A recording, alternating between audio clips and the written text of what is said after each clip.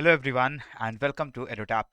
Now in this video we are going to talk about accounting ratios और इस video में हमारा chapter number 20 जो एएफएम का है इसका डिस्कशन हम लोग करने जा रहे हैं and in the next few videos in the coming days we will be discussing this entire chapter through short videos on our YouTube channel. तो सबसे पहले हम इंट्रोडक्शन देख लेते हैं अकाउंटिंग रेशियोज है क्या। ये बहुत इंपॉर्टेंट टॉपिक है एग्जाम पॉइंट ऑफ व्यू से। You get many questions from the this topic of accounting ratios and the formulas related to various accounting ratios. तो सबसे पहले अकाउंटिंग रेशियोज में हमें एक चीज तो समझ आ रही है, it is made up of two words, accounting and ratios. Ratios is a completely simply a mathematical term. We all know what ratios are. Ratio is in form of a fraction, something divided by something, right? तो ये होता है ratio. Accounting ratios में हम ए और B यहाँ पर जो दो चीजें डिवाइड की जा रही हैं, जिन चीज का रेशियो निकाला जा रहा है, both these elements, these are basically some figures which are found through financial accounting. Financial accounting में जो हम बैलेंस शीट बनाते हैं या हम जो प्रॉफिट लॉस स्टेटमेंट बनाते हैं, इसमें से जो फिगर्स निकल कर आते हैं, फॉर एग्जांपल हमारे एसेट्स कितने हैं, हमारी लायबिलिटीज क्या हैं, हमारे पास कैश कितना पड़ा है, हमारे ऊपर डेट कितना है, इन सभी चीजों को जब हम एक या दूसरे से डिवाइड करते हैं तो जो रेशियोज निकल कर आते हैं उनको हम बोलते हैं accounting ratios, right? So these ratios they are mathematical relationships between accounting figures and they are used to evaluate the financial position and performance of the firm. क्योंकि आप अगर अकाउंटिंग रेशियोज को सिंपली समझे, अगर मैं आपको सिंपल एक layman इंसान को एक अकाउंटिंग रेशियो सिंपली मैं ये बता दूं कि A by B is one accounting ratio, and अगर ये रेशियो वन से ज्यादा है तो अच्छी बात है और वन से कम है तो ये चिंता की बात है। If it is more than one it is good, if it is less than one then it is a cause of concern. तो ये एक किसी भी लेमैन के लिए समझना बहुत आसान हो जाएगा अकाउंटिंग रेशियोज को फाइंड आउट करके, क्योंकि हर लेमैन पूरी बैलेंस शीट को और पूरी प्रॉफिट लॉस स्टेटमेंट को देख करके समझ नहीं सकता। This can only be done by the trained accountants. But if a layman or a person who is having a very basic knowledge of accounting, he wants to know whether the balance sheet or the profit loss statement is saying something good about the company or something bad about the company। तो ये चीज हमें कैसे पता लग सकती है? हमें अकाउंटिंग रेशियोज को एक बार चेक करके पता लग सकता है, right? So now accounting ratios are of different types. First one is a traditional classification. जो ट्रेडिशनली पुराने टाइम में हम अकाउंटिंग रेशियोज को कैसे डिवाइड करते थे, one were accounting ratios which were based on profit and loss account. Profit and loss account में हमारी रेवेन्यूज या जो हमारी इनकम्स होती हैं और जो हमारे एक्सपेंसेस होते हैं, दीज आर लिस्टेड, जिसमें हमारे सभी तरीके के जो डायरेक्ट इनडायरेक्ट इनकम्स हैं या फिर जो हमारी डायरेक्ट इनडायरेक्ट एक्सपेंसेस हैं, दे आर लिस्टेड। अगर हम इन आइटम्स को यूज करते हैं in order to come up at a ratio, we called it PNL account ratio. लेकिन अगर हमारे कुछ रेशियोज बैलेंस शीट से आने वाली इंफॉर्मेशन से, जिसमें हमारी एसेट्स और लायबिलिटीज लिस्ट होती हैं, वहां से अगर हम कोई रेशियो बनाते हैं तो उसको हम क्या बोलते हैं? Balance sheet ratio. और कंपोजिट रेशियोज क्या होते हैं? जहां पर आपका एक फिगर प्रॉफिट लॉस अकाउंट से आता है और एक फिगर आपका बैलेंस शीट से आता है। But nowadays we don't use this kind of classification. Nowadays what we use is कि वो जो रेशियोज है वो किस चीज को डिपिक्ट करते हैं, उसके बेसिस पे हम रेशियोज को क्लासिफाई करते हैं।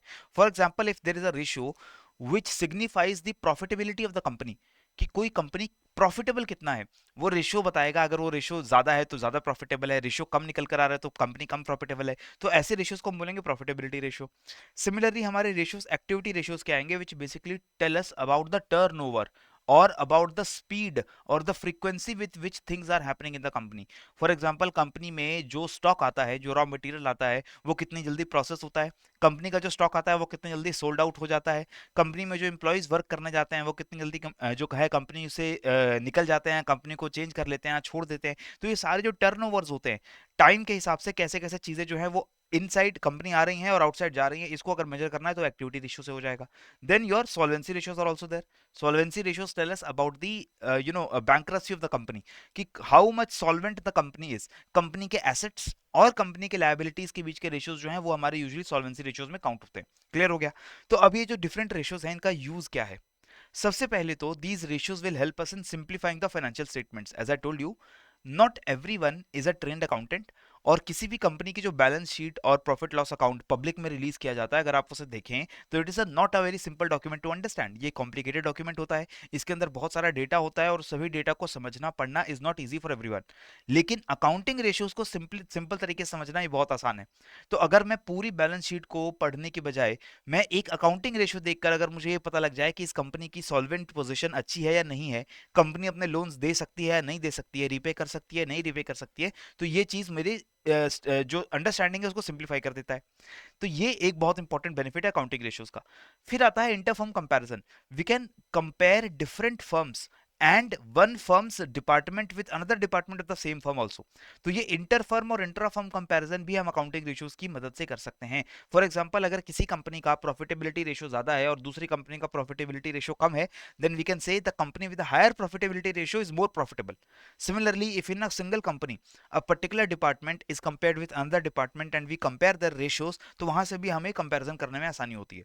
इसके बाद प्लानिंग करने में भी हमें हमारे जो रेशियोज है वो मदद करते हैं। ये रेशियोज हमें एक तरीके से बता सकते हैं कि पास्ट ट्रेंड फाइनेंशियल परफॉर्मेंस का क्या चल रहा था और फ्यूचर में वो ट्रेंड हमें कैसे चेंज करना है। पास्ट में हमारा लेटेस्ट से प्रॉफिटेबिलिटी रेशियो कितना चल रहा था, now if we want to increase the profitability ratio, what are the actions that we have to do. तो ये सारी चीजें हमें अकाउंटिंग रेशियो से पता चलेंगी। लेकिन there are certain limitations as well, और ये लिमिटेशंस आपको ध्यान से समझनी है, जिसके ऊपर आपको एग्जाम में क्वेश्चंस भी आते हैं। Because till now we have only talked about the good things about accounting ratios, that they help us in understanding statements, they help us in comparisons, they help us in planning for future. But then there are certain limitations. First one is that comparative study is also required. For example, ratios are only useful for inter-period comparison or comparison with similar firms.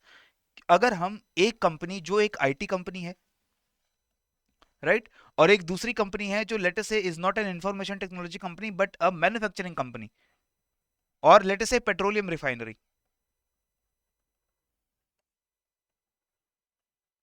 right?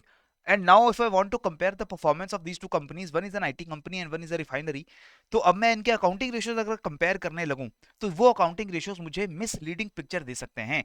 क्योंकि जो financial accounting में जो operate करने का तरीका है वो IT companies का अलग होता है, रिफाइनरीज का अलग होता है। फॉर एग्जांपल, अगर रिफाइनरीज की बात करें तो इनका जो रॉ मटेरियल का एक्सपेंडिचर है वो बहुत ज्यादा हमें देखने को मिलेगा, while in IT companies the raw material expenditure is not there.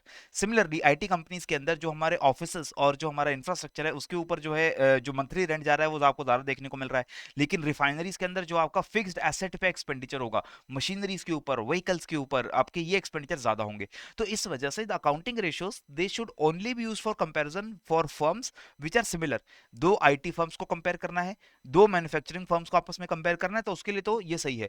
दूसरा, they are only useful for inter period comparison for the same firm. अगर हम सेम फर्म की परफॉर्मेंस को कंपेयर करना चाहें with its past performance, then it is also good कि एक ही फर्म का लास्ट ईयर क्या अकाउंटिंग रेशियो था और इस साल क्या अकाउंटिंग रेशियो है, तो वो हम काम कर सकते हैं। लेकिन दो अलग अलग फर्म और दो अलग अलग टाइम पीरियड में आप उन्हें कंपेयर करेंगे, then this will not give you better results, right? Now, limitations of financial statements are also there. Accounting ratios are bound by the limitations of financial statements as well, क्योंकि ये ratios आते कहाँ से हैं, ये financial statements के figures को ही use करके हम ratios बनाते हैं। तो अगर कोई financial statements में issue है, तो वो issue आपके accounting ratios में भी seep in हो जाएगा। ठीक है? डिफरेंट कंपनीज अगर डिफरेंट पॉलिसीज को यूज करके अपने फाइनेंशियल स्टेटमेंट्स बना रहे हैं, then we cannot use their accounting ratios to compare them, because their financial statements are made in a different way. So जो डेटा उसके अंदर है वो भी डिफरेंट तरीके से लाया गया है, तो उसको हम सेम तरीके से कंपेयर नहीं कर सकते सेम अकाउंटिंग रेशियो बना करके। Non financial changes obviously again they are not reflected in financial statements, so they will also not be affecting your accounting ratios. non financial changes जैसे किसी कंपनी के अंदर हमने सीईओ चेंज कर दिया, या किसी कंपनी के अंदर हमने एम्प्लॉयज को हायर करने की पॉलिसी में कोई मेजर चेंज कर दिया, तो ऐसी चीजें आपकी फाइनेंशियल स्टेटमेंट्स में देखने को नहीं मिलती है। वहां पर सिर्फ आपको फाइनेंशियल इंफॉर्मेशन देखने को मिलती है। सो अगेन अकाउंटिंग रेशियोज में सिर्फ आपको फाइनेंशियल इंफॉर्मेशन का जो है असर देखने को मिलेगा। These non financial changes which might be very big in impact, they will not be there in your accounting ratios. Next is ratios alone are not completely adequate. Ratios को हमेशा हम एक इंडिकेटर की तरह यूज करते हैं, उसे एक डेफिनेटिव सर्टन इंफॉर्मेशन की तरह यूज नहीं करते। They are only indicators and they have to be not should be taken as final without further analysis. ये एक तरीके से गाइड के लिए तो ठीक है, आप इंडिकेशंस के लिए तो ठीक है, लेकिन अगर आप सही तरीके से परफॉर्मेंसेस को एनालाइज करना चाहते हैं तो अकाउंटिंग रेशियोज के साथ you would also have to do further analysis कि अगर कहीं अकाउंटिंग रेशियो ज्यादा है या कम है तो वो क्यों है ज्यादा या क्यों कम है, ये चीज हमें फाउंड आउट करने की कोशिश करनी चाहिए। इसके बाद अकाउंटिंग रेशियोज में विंडो ड्रेसिंग का भी रिस्क होता है। What is window dressing? आप अपने घरों में विंडो ड्रेसिंग करते हैं या शॉप्स में विंडो ड्रेसिंग करी जाती है। जब आप शॉपिंग मॉल्स में जाते हैं, शॉप्स में जाते हैं, तो वहां पर जो उनका विंडो है जिससे कस्टमर्स शॉप के अंदर देखते हैं, उस विंडो को बहुत सुंदर सजा करके अच्छा करके रखा जाता है, irrespective of whether inside that shop the product is good और नॉट। वो विंडो इतनी अच्छी आपको लगेगी कि आपको लगेगा कि अंदर शॉप में जो प्रोडक्ट है वो भी बहुत अच्छा है। तो विंडो ड्रेसिंग का मतलब होता है कि whenever a company is deliberately trying to manipulate their accounts in order to give a much better picture than actual, actual में जो पिक्चर है उससे ज्यादा अच्छी पिक्चर दिखाने के लिए अगर आप अपने अकाउंट्स में कुछ मैनिपुलेशन करते हो, विंडो ड्रेसिंग करते हो, तो उसका असर आपके अकाउंटिंग रेशियोज में भी आएगा, because accounting ratios are based on the information in financial statements. If there is window dressing been done in the financial statements, this window dressing will also impact your accounting ratios, so we have to be careful about that also. इसके बाद price level changes का दिक्कत होता है.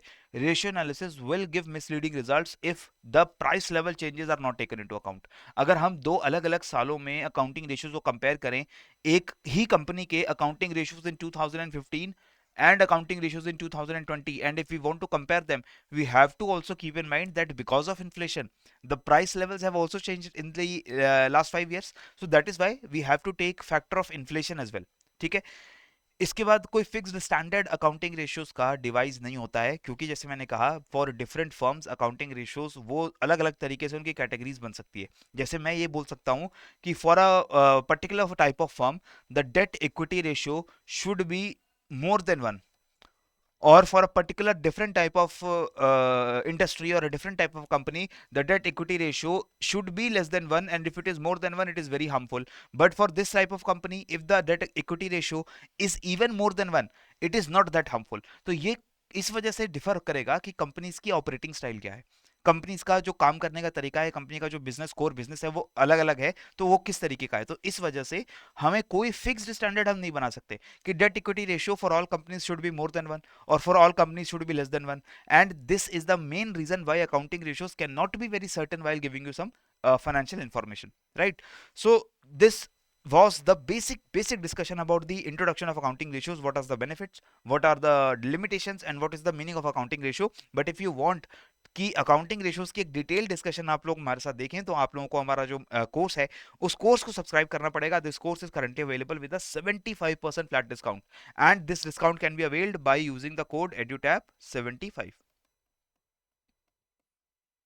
Right. और इस course के अंदर जो भी चीजें आपको मिल रही हैं, आपको लाइव क्लासेस मिलती हैं, रिकॉर्डेड क्लासेस आपको मिलती हैं, आपको लाइव जो आपके रिवीजन नोट्स हैं वो रिवीजन नोट्स आपको मिलते हैं जिनको आप डाउनलोड कर सकते हो, उनको पढ़ करके आप अपनी रिवीजन कर सकते हैं. आपको हर चैप्टर के बाद क्विज मिलता है सॉल्व करने के लिए, जहां से आपके चैप्टर में क्या नॉलेज आई वो टेस्ट हो सकती है. 10 full length mock test for every subject you also get the previous years questions of 2023 May and October examinations for all the subjects along with solutions. तो ये सारी चीजें इतने कम प्राइस में आपको किसी और कोर्स के अंदर अगर अवेलेबल हो जाएंगी तो आप उस कोर्स को ले सकते हो. लेकिन इस कोर्स को एक बार जरूर चेकआउट करेगा कि if you can find any other course which is better than this in this much affordable price, I don't think it will be possible. So please go to the description box and check out the link और एक बार इस course को explore जरूर करिए. और उसके बाद if you like it you can buy this and subscribe this for excelling in the upcoming JIB examination. This is all I had to share with you. पढ़ते रहिए, बढ़ते रहिए. जय हिंद एंड जय भारत.